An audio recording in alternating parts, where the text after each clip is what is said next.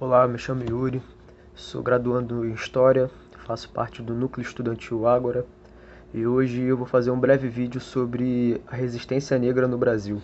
Para começar, vale lembrar que o nosso país viveu em torno de 300 anos sobre a escravidão e que a nossa sociedade foi construída aos moldes escravistas, com exploração e violência extrema dos povos indígenas e africanos. Estes que foram trazidos de sua terra natal para uma terra totalmente diferente, na qual era tudo diferente, cultura, idioma, religião e outras coisas. A crueldade da escravidão já começava na costa africana, na qual essas pessoas eram sequestradas e trazidas em condições subhumanas em navios para a América. E grande parte dessas rebeliões começavam justamente ali na costa, quando esses negros eram colocados em navios em condições subhumanas. E o que os colonizadores faziam para poder tentar evitar ao máximo essas revoltas? Colocavam eles em porões trancados, amarrados, diminuíam a água e a comida, o que fazia com que esses escravos, esses negros, ficassem muito fracos e sem forças para tentar qualquer tipo de revolta. E outra coisa também que eles faziam muito era conseguir trazer alguma pessoa que conseguisse compreender o idioma que aqueles africanos falavam. Isso fazia com que eles conseguissem descobrir com antecedência qualquer tipo de rebelião que poderia estar sendo tramada. Quando esses navios chegavam no Brasil, ou na América num todo, esses escravos eram vendidos para os seus senhores e distribuídos em suas funções, que eram destinadas. E na grande maioria, os escravos de peles mais claras eram destinados a trabalhos mais leves, ou domésticos, ou mais tranquilos. E os outros eram destinados a trabalhos na lavoura, na agricultura no geral ou no trabalho urbano. A maioria esmagadora desses escravos durante séculos trabalhavam na produção de cana-de-açúcar e café, que giravam a economia do país nesse período, além das minas de ouro também. Agora falando já sobre as revoltas de novo, em todo momento que teve escravidão no Brasil, teve revolta. Desde o século XVI até o século XIX, nós tivemos inúmeras revoltas e inúmeras formas diferentes de revoltas. Revoltas no intuito de obter poder de barganha, revolta no intuito de poder diminuir a opressão, a violência, revolta no intuito de diminuir a exploração. Muitos desses escravos em si não faziam revoltas no intuito de acabar com a escravidão, pois muitos deles já tinham nascido nesse universo escravista e não conseguiam enxergar o fim da escravidão. Para eles já era algo como se fosse impossível acabar isso naquela sociedade. Grande parte dessas revoltas aconteciam com fugas, sejam elas coletivas ou individuais. No caso das individuais, era muito comum que não desse muito certo, pois eram apanhados e castigados severamente. Já as fugas coletivas tinham grande chance de dar certo. Outra forma de resistência muito comum era o suicídio. O suicídio e também o aborto, pois grande parte dessas africanas e afrodescendentes não queriam que seus filhos nascessem naquelas condições em que eles se viam. A recusa ao trabalho também era algo bem comum, só que nesses casos era a grande chance de a pessoa que fazia aquilo ser bem castigada severamente quando não era assassinada.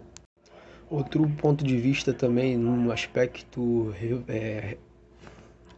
outro Outro aspecto que também podemos considerar como uma forma de resistência africana era a religiosidade, na qual não era muito bem vista pelos portugueses, pelos colonizadores e pelos clérigos. E em alguns casos era reprimido com rigor esse cultivamento dessas religiões. Em outros casos eles faziam vista grossa. Propositalmente aconteciam casos desses africanos fazerem cultos e manifestações religiosas justamente em dias santos ou em dias reservados pela Igreja Católica. Nesse caso de muitas vezes eles fazerem vista grossas em relação às religiões africanas, era porque esses africanos muitas vezes eram de povos diferentes e cultivavam religiões diferentes. E muitas vezes esses povos eram rivais. E com essa liberdade deles cultivarem essas religiões distintas, continuava aflorada algumas certas rivalidades que já existiam desde os tempos em que eles moravam na África. E para os portugueses isso era bom, de um certo modo, pois evitavam que eles fizessem uniões e se juntassem em algum tipo de revolta ou algum tipo de tentativa de fuga. Sobre essas revoltas coletivas, podemos citar a Revolta dos Malês como uma das principais revoltas que teve no Brasil durante esse período colonial. Ela aconteceu em 1835, na noite do dia 24 para o dia 25 de janeiro, na qual essa revolta contou em torno de 1.500 escravos que estavam insatisfeitos com a forma com que o catolicismo estava sendo pregado e imposto, e além do preconceito exagerado na qual estava sendo estabelecido e imposto sobre esses negros de grande maioria de descendência islâmica. A grande maioria desses negros envolvidos na Revolta dos Malês eram islâmicos, além do principal objetivo, né, que era a libertação dos escravos, né. Essa revolta não deu muito certo, os negros foram derrotados pelo governo e só uma grande maioria foram assassinados, condenados à morte. Essa revolta gerou um crescente medo por parte da sociedade colonizadora sobre os negros e sobre essa revolta. Cresceu também esse sentimento de marginalização dos negros naquele período. Essa revolta também serviu como inspiração para futuras revoltas que iriam acontecer durante esse período por parte dos escravos. Outra forma de resistência também muito comum naquele período eram os famosos quilombos e os famosos mocambos, que eram espaços construídos por grande maioria desses negros que fugiam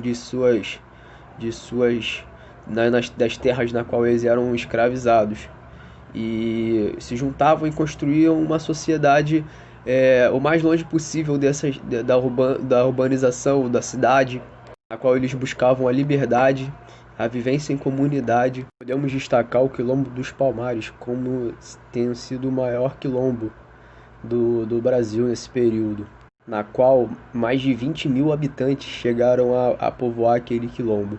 Desses quilombos eram formadas verdadeiras fortalezas, na qual se construía um verdadeiro exército para proteger esses quilombos de invasões ou de tentativas dos colonizadores de destruí-los.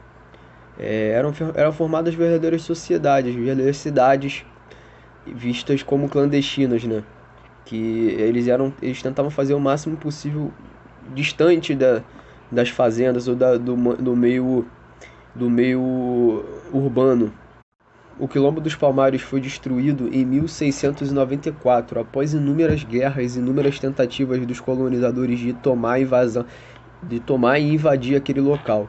Eles só conseguiram invadir e destruir o Quilombo dos Palmares com a união de portugueses e holandeses nessa tentativa e nessa emboscada. Durante o período escravista, o Brasil chegou a ter centenas de quilombos, desde o Rio Grande do Sul até o Amazonas. Todos os estados do Brasil tinham quilombos e formas de resistência. Agora avançando um pouco, falando sobre quando aconteceu a abolição da escravatura no Brasil, em 13 de maio de 1888, deixando lembrado bem claro que o Brasil foi o último país da América a abolir a escravidão. A vida dessas pessoas não foi fácil após esse período de abolição, pelo fato de que o preconceito continuava igual e nenhuma medida foi feita por parte das autoridades para que essas pessoas que tinham acabado de ser libertas fossem inseridas na sociedade, fossem inseridas no mercado de trabalho, fossem capacitadas para o mercado de trabalho,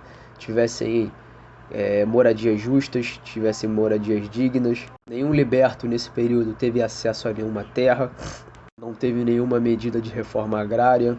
E essas pessoas acabaram se vendo sujeitas a aceitar os modos de trabalho na qual eles foram meio que forçados a aceitar, né?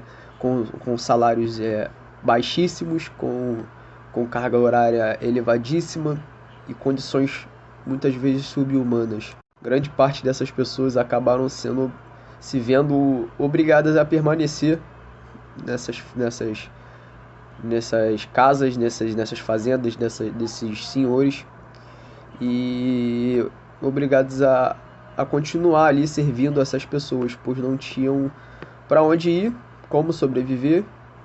A gente tem uma noção, só em meados do século XIX, em torno de 1,5 milhão de africanos desembarcaram no Brasil. Então era muita gente. Outro aspecto importantíssimo também é a falta da inclusão desses libertos à educação, ao acesso à educação. Então essa intenção de manter esse grupo marginalizado foi colocada com êxito, pois sem estudos esse grupo continuou não tendo acesso a oportunidades de trabalho, e com isso conseguiram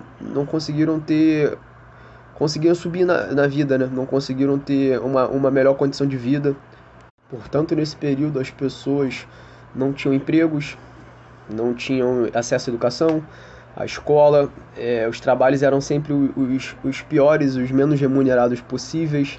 Isso fez com que não tivesse um crescimento igualitário junto das outras classes, que se viam beneficiadas por posse de terra, por herança de terras e bens e acessos.